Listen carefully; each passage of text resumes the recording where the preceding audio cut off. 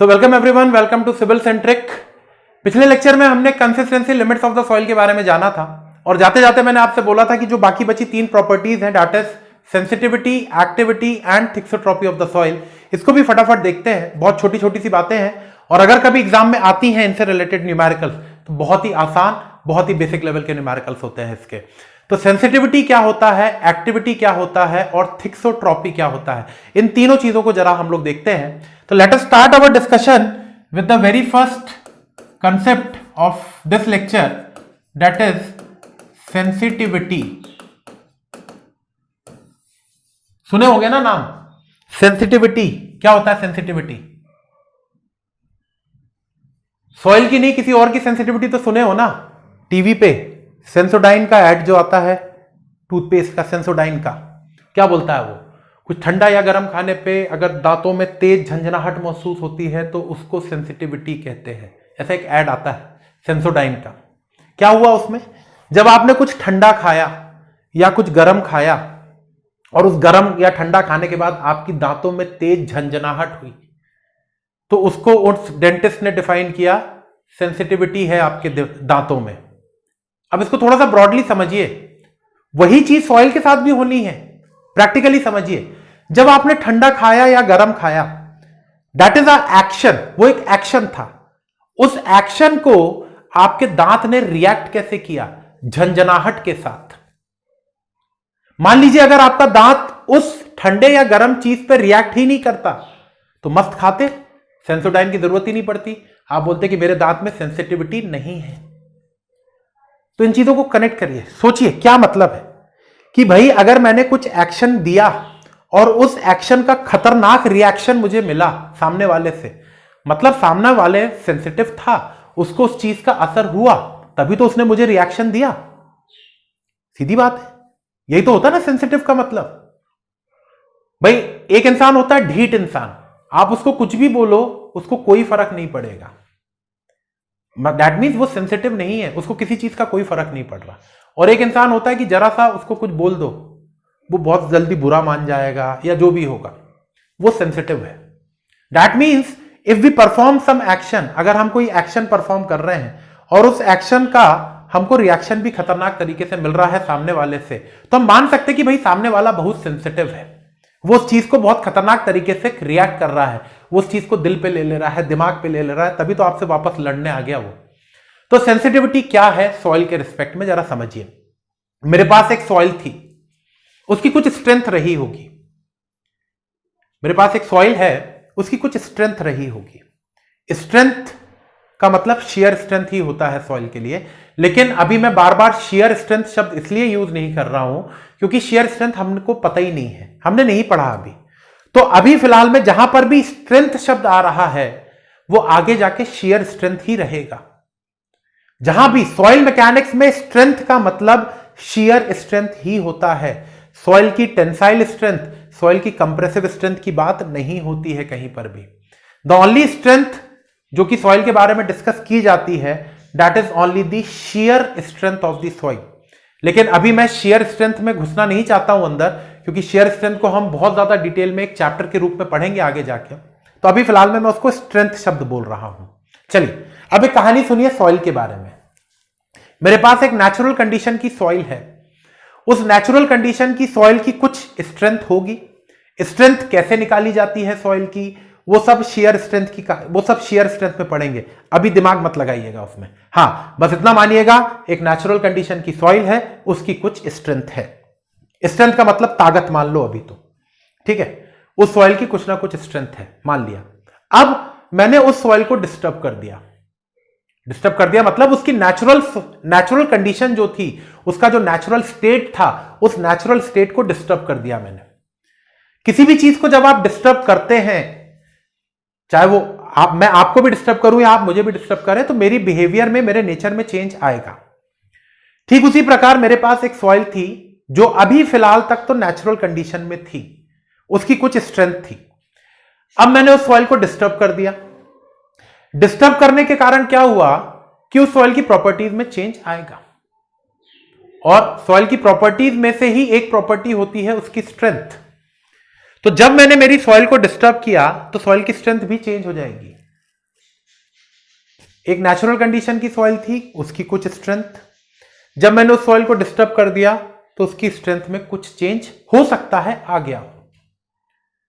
तो undisturbed soil मतलब natural soil की स्ट्रेंथ और डिस्टर्ब्ड सॉइल की स्ट्रेंथ के रेशो को ही मैं कहता हूं सेंसिटिविटी। तो यहां पे मैं सेंसिटिविटी डिफाइन करता हूं, कोई स्टैंडर्ड नोटेशन नहीं है ये, मैं एस से इसलिए नहीं लिख रहा हूं क्योंकि एस से हमने डिग्री ऑफ सेचुरेशन डिफाइन किया था, इसलिए सेंसिटिविटी को मैंने एस टी से लिख दे रहा हूं। तो ये जो सेंसिटिविटी है सॉइल की, दैट इज डिफाइंड एज, जो एग्जैक्ट डेफिनेशन है वो मैं लिख रहा हूं यहां पे, फिर उसको समझाता हूं आपको। अनकन्फाइंड, अभी दिमाग मत लगाइएगा इन शब्दों में, मुझे लिख लेने दीजिए अभी जरा, मैं आपको सारी चीजें बताऊंगा सर, क्योंकि अभी जैसे ही मैं लिखूंगा कईयों के दिमाग चलने लगेंगे, सर ये अनकन्फाइंड शब्द तो कभी पढ़ा ही नहीं आपने पिछले इतने दिनों में, ये अनकन्फाइंड क्या है? तो रुको 2 मिनट सब्र करो। Unconfined compressive strength of undisturbed soil, of undisturbed soil, ये रहा मेरा न्यूमरेटर, डिवाइडेड बाय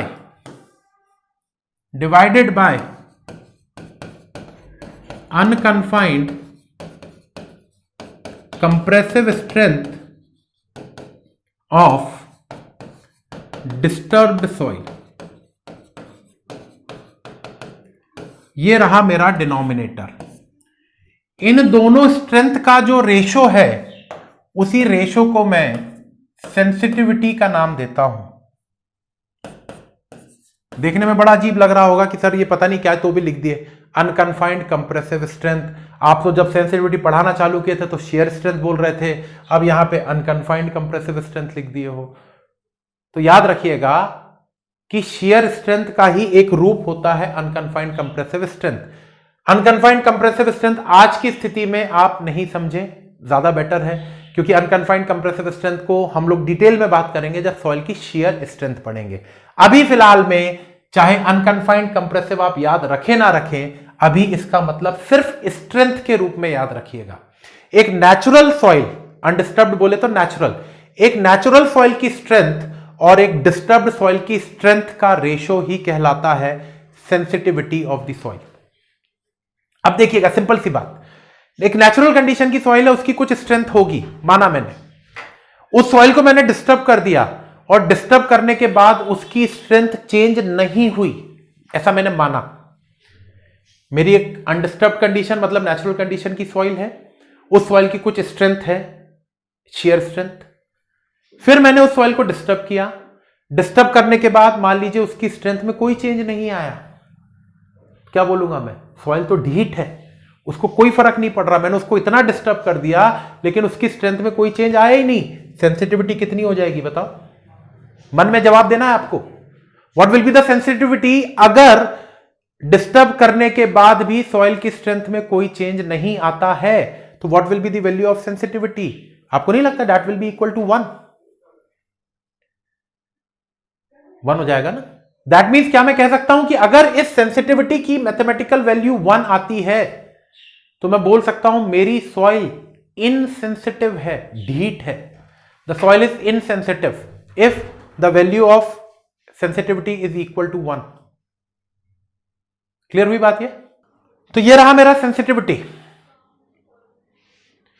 एक अनडिस्टर्ब सॉइल मतलब नेचुरल कंडीशन की सॉइल की स्ट्रेंथ का रेशो मैंने निकाला है जब उस सॉइल को डिस्टर्ब कर दिया है उसकी स्ट्रेंथ के साथ। अगर डिस्टर्ब करने के बाद भी मेरी सॉइल की स्ट्रेंथ में कोई चेंज नहीं आ रहा है तो मैं कह सकता हूं इस एस की वैल्यू, सेंसिटिविटी की वैल्यू 1 मिलेगी। और क्या मतलब है भाई, एस की वैल्यू 1 मिल रही है तो मैथमेटिक्स के हिसाब से दिख रहा है कि strength of the undisturbed soil will be equal to the strength of the disturbed soil. That means soil पे कोई फर्क ही नहीं पड़ रहा है डिस्टर्बेंस का, उसकी स्ट्रेंथ पे कोई फर्क ही नहीं पड़ रहा है डिस्टर्बेंस का, तो सॉइल कैसी कहलाएगी? The soil will be considered as insensitive, soil insensitive कहलाएगी। तो जरा देखते हैं अगले स्क्रीन पे। तो मैंने कहा sensitivity is unconfined compressive strength, UCS नाम से लिखते हैं उसको, unconfined compressive strength of undisturbed soil to the unconfined compressive strength of disturbed soil, ये डेफिनेशन पढ़ी। यहां से मुझे एक चीज पता चली कि अगर इस सेंसिटिविटी की वैल्यू 1 के बराबर आती है तो मैथमेटिक्स के हिसाब से भैया साफ साफ बता सकते हैं कि न्यूमरेटर और डिनोमिनेटर बराबर होगा। दैट मीन्स सॉइल को डिस्टर्ब करने के बाद भी उस सॉइल के स्ट्रेंथ में कोई चेंज नहीं आया। मैं बोलूंगा the soil is insensitive, soil insensitive है। अब देखिएगा जरा, अगर मेरी जो अनडिस्टर्ब सॉइल है, मतलब जो ग्राउंड पे पड़ी हुई है, जो नेचुरल कंडीशन, अनडिस्टर्ब का मतलब नेचुरल होता है बेटा, है ना, अनडिस्टर्ब बोले तो नेचुरल कंडीशन की, जो मेरी नेचुरल कंडीशन की सॉइल है, ध्यान से सुनिएगा, अगर मेरी नेचुरल कंडीशन की soil, if natural soil is loose, ध्यान से सुनना, काम की बात, जो मेरी नेचुरल सॉइल है वो लूज स्टेट में है, तो डिस्टर्ब करने के बाद वो डेंस हो जाएगी कि लूज हो जाएगी? सॉइल जो ग्राउंड पे पड़ी हुई है ना नेचुरल कंडीशन में, वो लूज कंडीशन में है, तो जब मैं उसको डिस्टर्ब करूंगा तो उसके अंदर में डेंसनेस बढ़ जाएगी। तो मैं बोल सकता हूं then after disturbance, then after disturbance the soil will become dense। Practical सी बात है यार ये, इसमें बहुत ज्यादा तो मेरे को नहीं लगता कि कंफ्यूजन होगा कि भैया अगर नेचुरल सॉइल लूज कंडीशन में थी तो डिस्टर्बेंस के बाद वो सॉइल डेंस हो जाएगी कि नहीं हो जाएगी? तो मुझे बताइएगा एक जनरल बात, भले हमने शेयर स्ट्रेंथ नहीं पढ़ा है अभी, लेकिन हाँ ये बात तो जान सकते होंगे कि लूज सॉइल और डेंस सॉइल में से किस सॉइल की स्ट्रेंथ ज्यादा होगी? एक लूज सॉइल है जो कि नेचुरल कंडीशन की थी, डिस्टर्ब करने के बाद ये डेंस हो गई है। भले हमको शेयर स्ट्रेंथ नहीं पता क्या है, हमको तो शेयर स्ट्रेंथ का मतलब ताकत ही पता है, स्ट्रेंथ का मतलब हम डिक्शनरी में ताकत के रूप में जानते हैं। तो किस मिट्टी की ताकत ज्यादा होगी, लूज सॉइल की कि डेंस सॉइल की? आप बोलोगे डेंस सॉइल की ताकत ज्यादा होगी, सही भी है। तो बताइए कि अगर ऐसी कंडीशन है, अगर ये कंडीशन है, तो बताइए सेंसिटिविटी की वैल्यू कैसे क्या मिलेगी आप? It will be greater than 1 और less than 1? It will be greater than 1 और लेस देन 1? सोचिए भाई, लूज सॉइल की स्ट्रेंथ कम होगी, मतलब न्यूमरेटर कम होगा, डिनोमिनेटर ज्यादा होगा। न्यूमरेटर कम, डिनोमिनेटर ज्यादा, सेंसिटिविटी की वैल्यू लेस देन 1। आई बात समझ में? आई कि नहीं? सिंपल मैथमेटिक्स की बात है बेटा ये। सेंसिटिविटी की डेफिनेशन लिखी हुई है, इक्वल टू 1 वाली कहानी लिख दी और ये वाली कहानी लिख दी। अब एक और चीज समझिए, एक और चीज समझिए इसी में, कि अगर नेचुरल सॉइल इज डेंस, अगर नेचुरल सॉइल डेंस है तो डिस्टर्बेंस के बाद वो कैसी हो जाएगी? भाई डेंस चीज को डिस्टर्ब करोगे तो लूज बनती है, ऐसा तो प्रैक्टिकल बात है ये। तो if natural soil is dense, then after disturbance soil will become loose, soil will become loose। बोलो भैया इसमें कोई रॉकेट साइंस तो नहीं है ना? जो बातें मैंने लिखी हैं इसमें कोई रॉकेट साइंस तो नहीं बात की है मैंने, बहुत ही सिंपल सी बातें हैं। तो बताओ भैया सेंसिटिविटी कितनी हो जाएगी? डेंस सॉइल, नेचुरल कंडीशन वाली सॉइल डेंस थी, स्ट्रेंथ ज्यादा रही होगी, जब उसको डिस्टर्ब करके लूज बना दिया स्ट्रेंथ कम हो जाएगी। तो न्यूमरेटर ज्यादा, डिनोमिनेटर कम, तो overall value will be greater than 1। The overall value will be greater than 1। बोले कंसेप्ट समझ में आया सेंसिटिविटी का, कि what actually is the meaning of sensitivity of the soil? बस इतना ही है सेंसिटिविटी में, इससे ज्यादा नहीं समझना है क्योंकि इससे ज्यादा कुछ है ही नहीं इसमें। तो I hope the meaning of sensitivity must be clear to each and every one of you. चलिए, सेंसिटिविटी हो गया। अब एक्टिविटी देखते हैं कि भैया सॉइल की एक्टिविटी क्या होती है। What is the activity of the soil? और नेक्स्ट टॉपिक इज एक्टिविटी।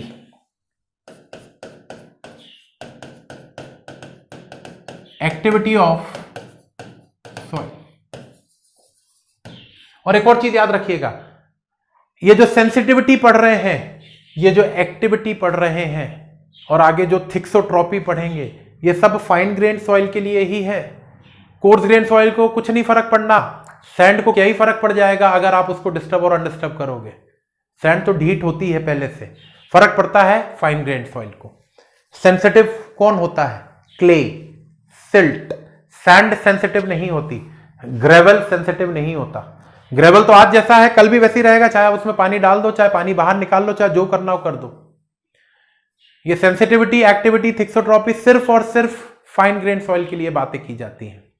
तो एक्टिविटी भी देख लेते हैं क्या होता है। अभी कुछ समय पहले की बात है जब हमने प्लास्टिसिटी इंडेक्स नाम की एक चीज पढ़ी हुई थी, आईपी, जिसको मैंने liquid limit minus plastic limit बताया था। कुछ 2 या 3 लेक्चर्स या 1 या 2 लेक्चर पहले की बात है। आईपी मैंने आपको बताया हुआ था, और आईपी के बारे में मैंने आपसे बताया था, IP is directly proportional to plastic behaviour of the soil. या उल्टा लिख दिया मैंने, मतलब इसको आप ऐसे ना पढ़ के इसको ऐसे करें तो ज्यादा अच्छा है। ऐसा भी एक्चुअल में ये सही है, लेकिन जो चीज मुझे आपको बतानी है उसके हिसाब से अगर मैं ऐसा लिखूं तो ज्यादा अच्छा होगा कि plastic behaviour of the soil is directly proportional to soil का आईपी। सॉइल का जो प्लास्टिक बिहेवियर होता है that is directly proportional to the plasticity index of the soil. उल्टा भी बोलोगे तो कोई गलत नहीं है कि IP is directly proportional to plastic behaviour, दोनों चीजें सेम है। अब दूसरी बात समझिए, एक मिट्टी मेरे पास है, एक मिट्टी का सैंपल मैं बाहर से उठा के लाया अपने पास, और उस सॉइल के अंदर में, क्योंकि मैंने आपको पहले भी बताया था कि किसी एक सॉइल के अंदर में अलग अलग साइज के पार्टिकल्स मौजूद होते हैं। कुछ पार्टिकल बहुत बड़े होंगे, मे बी वो ग्रेवल के पार्टिकल्स हो, कुछ पार्टिकल थोड़े छोटे होंगे, सैंड के पार्टिकल्स हो सकते हैं, कुछ और छोटे होंगे, सिल्ट के पार्टिकल्स हो सकते हैं, कुछ बहुत छोटे पार्टिकल्स होंगे जो कि क्ले के पार्टिकल्स कहलाएंगे। हर सॉइल के अंदर में आपको ये सारे पार्टिकल्स की मौजूदगी दिखेगी। अगर मैं बात करूं ग्रेवल, सैंड, सिल्ट और क्ले, प्लास्टिक का मतलब क्या होता है? प्लास्टिक मतलब होता है प्रॉपर्टी जिसके बेस पर आप किसी भी बॉडी को किसी डिजायर्ड शेप में मोल्ड कर सकते हैं। प्लास्टिक तो ऐसे ही होता है ना, प्लास्टिक को जैसा मन करे आप उस शेप में मोल्ड कर देंगे। अब मैं अगर आपसे पूछूं कि क्या आप ग्रेवल को, बड़े बड़े पत्थरों को अपने शेप में मोल्ड कर सकते हैं? मैंने आपको एक मिट्टी का सैंपल दिया जो कि रेत थी, और मैंने बोला उस रेत का गोला बना दो, गोला बना दो। नहीं, आप नहीं बना पाओगे, क्योंकि sand can not be moulded into a desired shape. हाँ, मोल्ड के अंदर में भर दोगे, किसी डब्बे के अंदर में भर दोगे तो वो शेप की बन जाएगी, मैं वैसा नहीं बोल रहा हूं। हाथ से गोला बनाना है रेत का, नहीं बना पाओगे। क्ले का बोलूं अगर, तो क्ले का गोला बनाना एक ऐसा, पानी डाल के गोला बनाना, बचपन में बनाते थे, आप बोलोगे हाँ बना सकते हैं क्ले का। दैट मीन्स क्या मैं कह सकता हूं कि क्ले के अंदर में प्लास्टिक बिहेवियर ज्यादा होता है as compare to all other soils. सबसे ज्यादा प्लास्टिक बिहेवियर क्ले में होता है। हालांकि ये बातें हम लोग आगे डिस्कस करेंगे, लेकिन अभी फिलहाल में ये बात आप कहीं ना कहीं समझ पा रहे होंगे कि प्लास्टिक बिहेवियर जो है, plastic behaviour of soil will be directly proportional to the clay content in soil। Soil के अंदर में जितना क्ले कंटेंट होगा उतना ज्यादा उसका प्लास्टिक बिहेवियर होगा, जितना ज्यादा प्लास्टिक बिहेवियर होगा उतना ज्यादा आईपी होगा। इन दो बातों से एक बात निकल के आई, वो बात ये आई, क्या मैं इन दोनों बातों से एक बात कह दूं कि जो आईपी है that is directly proportional to clay content in soil.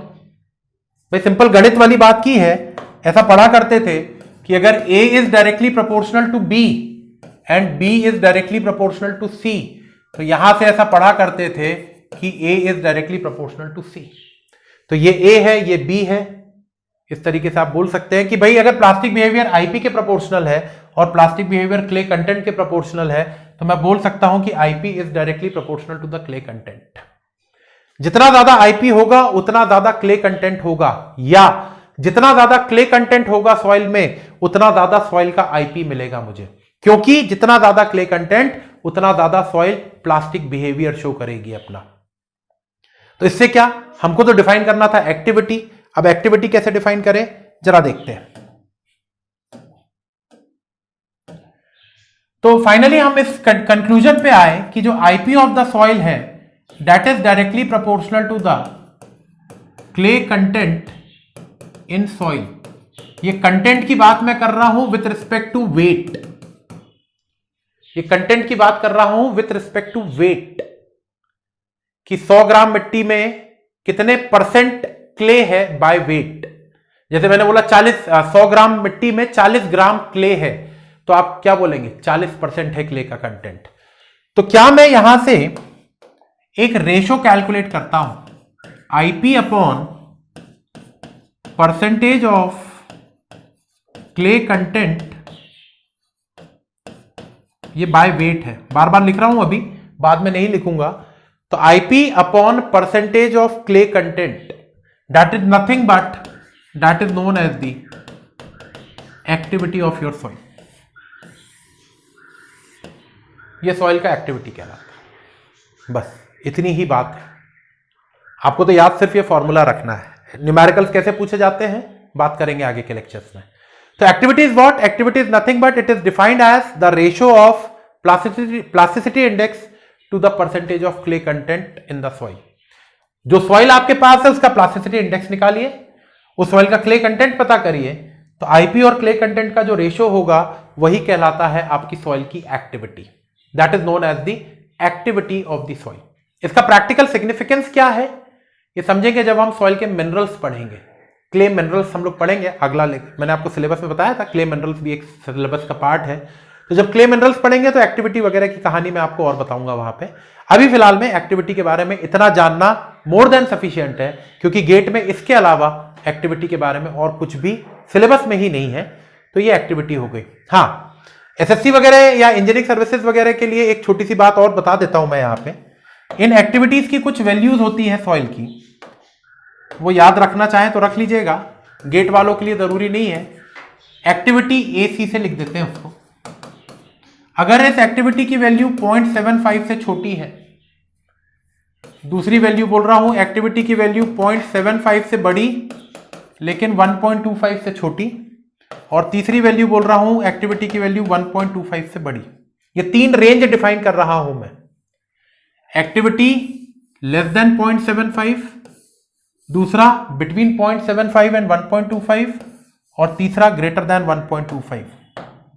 तो याद रखिएगा, अगर AC की वैल्यू 0.75 से कम है आप बोलोगे soil is inactive, soil inactive है। अगर AC की वैल्यू 0.75 से 1.25 के बीच में है आप बोलोगे सॉइल इज नॉर्मल, और अगर AC की वैल्यू 1.25 से ज्यादा है तो आप बोलोगे सॉइल इज एक्टिव। ये SSC वालों के लिए, इंजीनियरिंग सर्विसेज के प्री वालों के लिए, गेट के लिए तो सिर्फ ये। ठीक है, तो this is all about your activity of the soil. Numericals करेंगे तो इस फॉर्मूले का यूज भी समझ में आएगा कि ये फॉर्मूले को यूज कैसे करना है। Last concept related to the index properties is the thixotropy. Index property की आखिरी कहानी थिक्सोट्रॉपी की। थिक्सोट्रॉपी क्या है जरा समझिए। थिक्सोट्रॉपी ना कोई फॉर्मूला ना कोई न्यूमेरिकल, सिर्फ 2 लाइन की डेफिनेशन। होती क्या है थिक्सोट्रॉपी? इसको समझने का बेस्ट एग्जांपल ये है, आप मॉर्निंग में उठे और उठने के बाद अपना कॉलेज गए, जॉब पे गए, जहां पर भी जाना है, उठ के बढ़िया नहा धो के जॉब पे चले गए। सुबह सुबह उठे, एनर्जी लेवल खतरनाक हाई, भयानक वाला हाई एनर्जी लेवल आपका। जब आप कॉलेज गए, कॉलेज गए, ऑफिस गए, कहीं घूमने गए, जो भी गए, शाम को वापस आए, एनर्जी लेवल हो चुका है डाउन आपका। जब आप एनर्जी लेवल डाउन हो चुका है उसके बाद आप क्या करें, 10 15 20 मिनट तक खाली कमरे में आराम से बिना किसी डिस्टरबेंस के बैठ जाइए। तो कहीं ना कहीं आप अपनी खोई हुई एनर्जी का कुछ हिस्सा वापस से गेन कर लेंगे। मैं ये नहीं बोल रहा हूं कि मॉर्निंग वाली एनर्जी के लेवल पे पहुंच जाओगे आप, लेकिन जितनी थकान हुई थी उस थकान का कुछ हिस्सा गायब हो जाएगा और कुछ लेवल की एनर्जी आप वापस से गेन कर लेंगे मात्र आधे घंटे के आराम पे। हां, बशर्ते यह है कि उस आधे घंटे में कोई आपको डिस्टर्ब करने नहीं आए। वही चीज सॉइल के साथ देखिए, आपने क्या किया, सॉइल को डिस्टर्ब किया, सॉइल को डिस्टर्ब कर दिया। एक नेचुरल कंडीशन की सॉइल थी, आपने उसकी कुछ स्ट्रेंथ रही होगी, आपने उस सॉइल को डिस्टर्ब कर दिया, ले जाके जेसीबी चला के आ गए उसके ऊपर में, सॉइल हो गई डिस्टर्ब। अब सॉइल डिस्टर्ब हो गई तो उसकी स्ट्रेंथ कम हो गई, स्ट्रेंथ कम हो गई। अब क्या करें, उस डिस्टर्ब्ड सॉइल को कुछ देर तक बिना किसी डिस्टरबेंस के, डिस्टर्ब हो चुकी है ऑलरेडी वो, उस सॉइल को बिना, मतलब उसके साथ छेड़छाड़ मत करिए और उसको बिना डिस्टरबेंस के छोड़ दीजिए।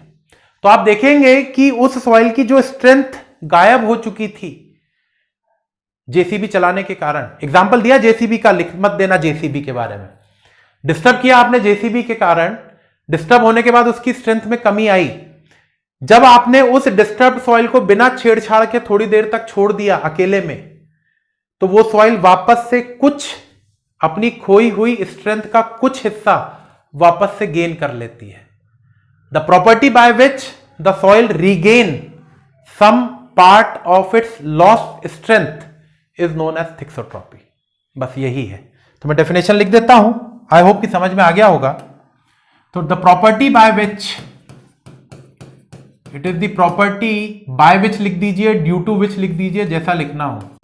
Property by which the soil regain some part of its loss strength. पूरा नहीं रीगेन कर लेगी, वो पूरा नहीं कर पाएगी, लेकिन कुछ हद तक की स्ट्रेंथ को वो वापस से रीगेन करेगी। Some part of its loss strength when left, जब उसको आपने बिना किसी छेड़छाड़ के थोड़ी देर आराम करने दिया। Some parts of its loss strength when left undisturbed for some time। बस this is all about your thixotropy. एक बार गेट वालों ने ये डेफिनेशन देके इसका नाम पूछा था इस प्रॉपर्टी का, तो सीधी सिंपल सी बात, जिस प्रॉपर्टी के कारण सॉइल अपनी खोई हुई ताकत का कुछ हिस्सा वापस से रीगेन करने की कोशिश करती है, that property is known as thixotropy of the soil. This is all about your thixotropy. ना कोई फॉर्मूला, ना कोई कुछ, क्योंकि प्रॉपर्टी है ना ये, इसका क्या ही फॉर्मूला रहेगा, प्रॉपर्टी है ये तो। So this is your thixotropy and with that आपका इंडेक्स प्रॉपर्टी नाम की जो कहानी थी, इंडेक्स प्रॉपर्टी नाम का जो चैप्टर था, वो पूरी तरीके से खत्म होता है। इंडेक्स प्रॉपर्टी हमने शुरुआत किया था। इंडेक्स प्रॉपर्टी को मैंने बोला the properties which are used for the soil classification. Soil के क्लासिफिकेशन के लिए जो प्रॉपर्टीज यूज करते थे वो इंडेक्स प्रॉपर्टीज होती थी। दो कैटेगरी में बांटा था उसको, soil grain properties, soil aggregate property. Grain property में हमने शेप एंड साइज देखा। शेप एंड साइज को हमने समझा पार्टिकल साइज डिस्ट्रीब्यूशन एनालिसिस से, उसमें हमने सीव और सेडिमेंटेशन एनालिसिस देखा। सॉइल एग्रीगेट प्रॉपर्टी में relative density coarse grain soil के लिए देखा था, consistency limits fine grain soil के लिए देखा, activity, sensitivity and thixotropy of the soil, ये सारी फाइन ग्रेन सॉइल के लिए। रिलेटिव डेंसिटी के अलावा कंसिस्टेंसी, थिक्सोट्रॉपी, एक्टिविटी, सेंसिटिविटी, ये सारी बातें सिर्फ और सिर्फ फाइन ग्रेन सॉइल मतलब सिल्ट और क्ले के लिए ही कही जाती हैं। पूरा ये सीरीज आपका कंप्लीट होता है regarding the index properties of the soil. अब कुछ अगले लेक्चर्स में कुछ न्यूमेरिकल्स करेंगे इस टॉपिक से related and then we'll move on to the next topic. It will be either clay minerals and clay structures. Clay minerals और clay structures में से कोई सा एक टॉपिक हम लोग देखेंगे जो कि पूरा थियोरेटिकल है, बहुत ही छोटे छोटे टॉपिक्स हैं। तो नेक्स्ट टॉपिक हमारा क्ले मिनरल्स और क्ले स्ट्रक्चर्स का रहेगा, लेकिन उस टॉपिक को शुरू करने से पहले इंडेक्स प्रॉपर्टीज के न्यूमेरिकल्स हम लोग देखेंगे। तब तक इसको पूरा इंडेक्स प्रॉपर्टीज आपका हो चुका है, तो इस इंडेक्स प्रॉपर्टीज को आप रिवाइज करें, अच्छे से समझें। और इस सिविल सॉइल मैकेनिक्स का फुल कोर्स अगर आपको एक्सेस करना है, परचेज करना है, तो आप जी सेंट्रिक ऐप डाउनलोड करें। जी सेंट्रिक ऐप डाउनलोड करने पर आप इस सॉइल मैकेनिक्स के टोटल कंप्लीट कोर्स को एक अफोर्डेबल कॉस्ट में परचेज कर सकते हैं। इसको पढ़िएगा। अगले लेक्चर में न्यूमेरिकल्स के साथ मिलेंगे। एंड अच्छे लेवल के कुछ एकदम बेसिक लेवल से चालू करेंगे न्यूमेरिकल्स को, और फिर थोड़े से हाई लेवल पे भी पहुंचेंगे इंडेक्स प्रॉपर्टीज से न्यूमेरिकल्स, और न्यूमेरिकल्स के बाद फिर हम लोग मूव करेंगे नेक्स्ट टॉपिक पे, that will be your soil structures and clay minerals. Thank you.